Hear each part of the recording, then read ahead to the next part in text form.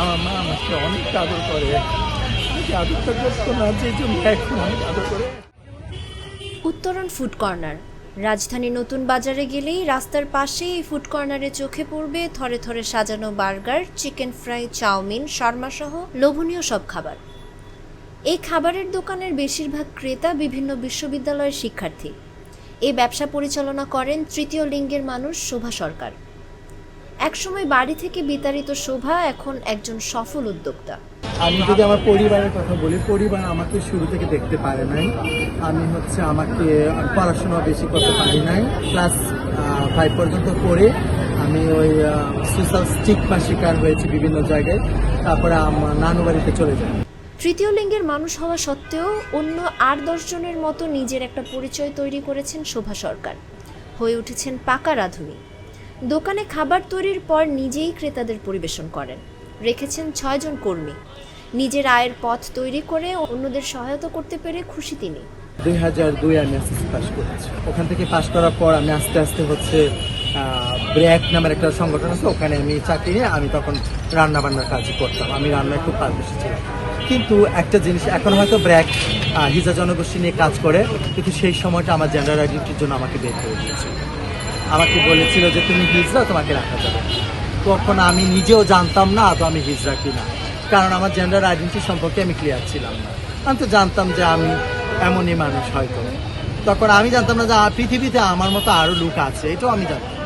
তখন যখন আমি ব্র্যাক থেকে আমাকে বের করে দিল, তখন আমি একটা সংগঠনের খোঁজ পাই, বাদন হিজড়া সংঘ। ওখানেই হিজড়াদের সাথে আমার পরিচয় হয়। তখন সেখান থেকে আমি তাদের সাথে 1 মাস রাস্তায় যে টাকা তুলে বাচ্চা হলে যে নাচ গান করে তুলে, সেটাতে আমি ছিলাম। 1 মাস পর দেখলাম যে আমার এই জীবনটা ভালো লাগে না। মানুষের টাকা দিতে অনীহা প্রকাশ করে, অনেক কষ্ট হয়। দ্যাটস মিন আমি দেখলাম যে আমার এক বান্ধবী, তার একটা উত্তরণ পার্লার আছে। তো সেই পার্লার থেকে আমার উত্তরণ ফুড কর্নারের একটা আইডিয়া এলো, যেহেতু ও পার্লারের কাজ করে আর আমি একজন রাঁধুনি, আমি কিন্তু রান্নার কাজ করি। সব বাধা পেরিয়ে সফল হওয়ার গল্প শোনালেন শোভা। তৃতীয় লিঙ্গের মানুষ হওয়ার কারণে বাবা, মা, ভাই, বোন সবাইকে ছাড়তে হয় একসময়। বিতাড়িত হতে হয় পরিবার থেকে। পরিবার, সমাজ কেউই দায়িত্ব নেয়নি তার।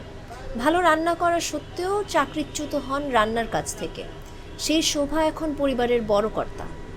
কিছু কিছু প্রতিষ্ঠান আছে যে তাদের নিতে ইন্টারেস্ট ফিল করছে, বাট তখন নিত না। তখন কিন্তু কেউ নিত না নেওয়ার কারণে আমার তখন অনেক অসহায়তা আমি ফিল করেছি, বা তখন আমার অনেক কান্না করেছি। এই দোকানটা দিয়েছি, আমার ভালো একটা ইনকাম হচ্ছে। তখন আমার বাবা মারা যায়, আজকে 6 বছর হয়। আমার বাবার চিকিৎসা আমি করে দিচ্ছি ঢাকা মেডিকেলতে রেখে। তারপর আমার মা আমার কাছে চলে আসে। কান্নাজড়িত কণ্ঠে শোভা বলেন, আমি উত্তরণ ফুড কর্নার দেওয়ার পর বাবার চিকিৎসা নিজেই করিয়েছি। পরে তিনি মারা যান। এরপর আমার মা আমার কাছে চলে আসেন। আমার ভাই বোন আমার মাকে কেউ দেখে না, কেউ খাবারও দেয় না, কিচ্ছু দেয় না। আমার মা এখন আমার কাছে থাকে, আমি আমার মাকে পালি। আমার মা আমাকে অনেক আদর করে। আমাকে আদরটা করতো না, যে জন্য এখন অনেক আদর করে। এখন আমি ইনকাম করি, এখন আমার ভাই বোন আমাকে ফোন দেয় প্রতিদিন, কেমন আছো। এখন আমি টাকা কামাই করি, এখন আমাকে সবাই ফোন। 2013 সালে নভেম্বরে হিজড়া জনগোষ্ঠীকে তৃতীয় লিঙ্গ হিসেবে স্বীকৃতি দেয় সরকার। 2014 সালে 26 জানুয়ারি হিজড়াদের রাষ্ট্রীয় স্বীকৃতি দিয়ে গ্যাজেট প্রকাশ করা হয়। এরই মধ্যে পেরিয়ে গেছে বেশ কয়েক বছর। এখনও সমাজে বঞ্চিত আর নিগৃহীত জনগোষ্ঠী তারা। সমাজসেবা অধিদপ্তরের জরিপ মতে বাংলাদেশে হিজড়ার সংখ্যা প্রায় 11,000।